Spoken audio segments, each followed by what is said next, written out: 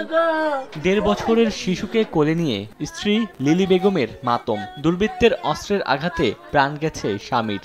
আমার স্বামীরে নির্মমভাবে হত্যা করছে।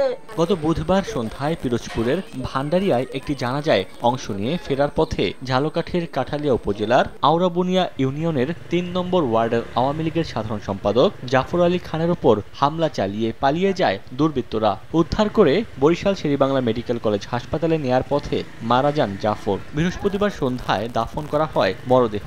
এমনভাবে কোপাইছে ধারালো অস্ত্র দিয়ে, তার মানে 11টা কোপ দিয়েছে। সবার দ্বারে মাপ চাইছে, আমারে বাঁচাও বাঁচাও, কেউ আমার স্বামীর দ্বারে আয় না।